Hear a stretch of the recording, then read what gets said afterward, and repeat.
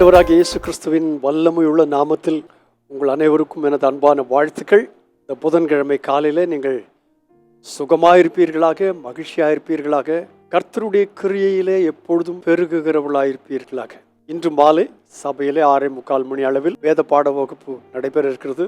வந்து கலந்து கொள்ளும்படி உங்களை அன்போடு அழைக்கிறேன். கடந்த ஞாயிற்றுக்கிழமை நான் சொன்னது போல நம்முடைய வாழ்க்கையின் மாற்றம் எப்படி ஏற்படுகிறதுங்கிறது குறித்த அழகான பாடங்கள் நடக்கிறது. வந்து கலந்து கொள்ளுங்கள், உங்களுக்கு பிரயோஜனமாயிருக்கும். இந்த நாளிலே எபேசியருக்கு எழுதின நிருபத்திலிருந்து ஒரு வசனத்தை உங்களுக்கு ஞாபகப்படுத்துகிறேன். 3ஆம் அதிகாரம் 20ஆம் வசனத்தில் சொல்லியிருக்கிறது, நாம் வேண்டிக் கொள்ளுகிறதற்கும் நினைக்கிறதற்கும் மிகவும் அதிகமாய் நமக்குள்ளே கிரியை செய்கிற வல்லமையின்படியே நமக்கு செய்ய வல்லவராகிய அவருக்கு சபையிலே கிறிஸ்து இயேசுவின் மூலமாய் தலைமுறை தலைமுறைக்கும் சதா காலங்களிலும் மகிமை உண்டாவதாக. இந்த அதிகாரம் முழுவதும் நீங்கள் வாசித்து பார்ப்பீர்கள். ஆனால் அப்போஸ்தலனாகிய பவுலினுடைய ஒரு சிறிய ஜெபம் இங்கே சொல்லப்பட்டிருக்கிறது. என்னவென்று கேட்டால், நீங்கள் கர்த்தருடைய ஆவியினாலே உள்ளான மனுஷனில் பலப்படணும். விசுவாசத்தினாலே கர்த்தர் உங்கள் இருதயத்திலே வாசமாயிருக்கணும்.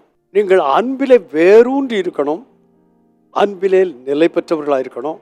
ஆண்டவருடைய அன்பின் அகலம், நீளம், ஆழம், உயரம் என்னதென்று உணரணும். இவைகள் எல்லாவற்றையும் கர்த்தர் உங்களுக்கு தரும்படி அவருடைய மகிமையின் ஐஸ்வர்யத்தின்படியே உங்களுக்கு அனுகிரகம் பண்ண வேண்டும். இந்த ஜெபத்தை எல்லாம் சொல்லிட்டு அதுக்கப்புறம் சொல்றாரு, இந்த ஜெபத்தோடு கூட அந்த ஜெபத்தின் அளவுக்கு மட்டும் கர்த்தர் பதில் அளிக்கிறவர் அல்ல, நாம் வேண்டிக் கொள்ளுகிறதற்கும் நாம் நினைக்கிறதற்கும் மிகவும் அதிகமாய் நமக்குள்ளே கிரியை செய்கிற வல்லமையின்படியே நமக்கு செய்கிற தேவன். இப்போ இதுக்கு முன்னதாக வாசித்த வசனங்கள் எல்லாம் நீங்கள் ஞாபகப்படுத்திக் கொள்ளுங்கள். இவைகள் எல்லாம் கர்த்தர் நமக்கு செய்யக்கூடியவர். உள்ளான மனுஷனிலே பலப்படணும், அன்பிலே வேரூன்றணும். சொன்ன வார்த்தைகள் எல்லாவற்றையும் நன்றாய் நினைத்துக் கொள்ளுங்கள். இதற்காக அப்போஸ்தலனாகிய பவுல் ஜெபிக்கிறார். ஜெபித்த பிறகு சொல்கிறார், இந்த ஜெபங்களுக்கு மட்டும் அவர் பதிலளிப்பார் என்று நினைக்காதீங்க.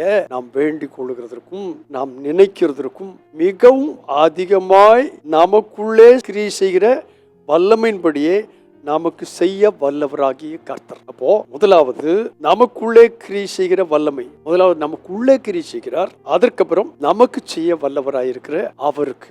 இந்த கால வேளையில நீங்கள் என்னென்ன காரியங்கள் எல்லாம் குறித்து ஆண்டவரோடு விண்ணப்பம் பண்ணி இருக்கிறீர்களோ, ஜெபித்திருக்கிறீர்களோ, உங்களுக்காகவோ மற்றவர்களுக்காகவோ தேசத்திற்காகவோ எந்த சூழ்நிலைக்காகவோ இந்த காலையில் நீங்கள் விண்ணப்பங்களை ஏறெடுத்திருக்க வேண்டும். நீங்கள் இதை வாசிக்கும் போது அதிகாலையா இருந்திருக்கும். அதிகாலை நீங்கள் ஆண்டவரிடத்தில் என்னென்னலாம் கேட்டிருக்கிறீர்களோ அவைகள் எல்லாம் நீங்கள் வேண்டிக் கொண்ட அளவுக்கு மட்டுமல்ல, வேண்டிக் கொள்ளுகிறதற்கும் நினைக்கிறதற்கும் மிகவும் அதிகமாக செய்ய வல்லவராகிய தேவன்.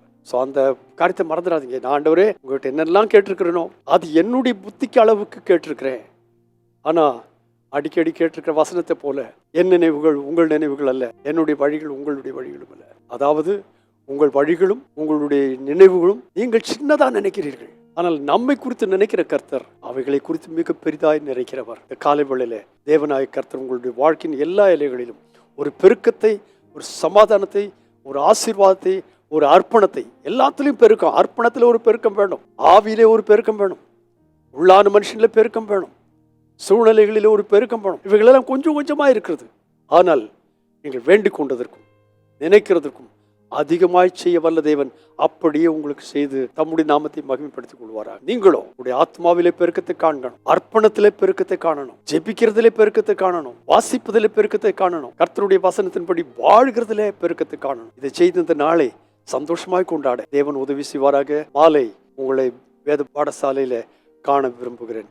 பரிசுத்த பிதாவே, இந்த நாளில் தந்த வார்த்தைக்காய் ஸ்தோத்திரம். கேட்ட வார்த்தைகளின்படியே வாழ்க்கையின் எல்லா எல்லைகளிலும் நாங்கள் நினைக்கிறதை காட்டிலும் ஒரு பெருக்கத்தை இந்த நாளிலே கட்டளையிட்டு உங்கள் நாமத்தை மைப்படுத்தும். இயேசுவின் நாமத்தில் பிதாவே, ஆமென். நீங்கள் வேண்டிக் கொண்டதற்கும் நீங்கள் நினைக்கிறதற்கும் மிகவும் அதிகமாய் தேவனாய் கர்த்தர் உங்களிலும் என்னிலும் கிரியை செய்வாராக. God bless you abundantly again and again and again and again. Amen.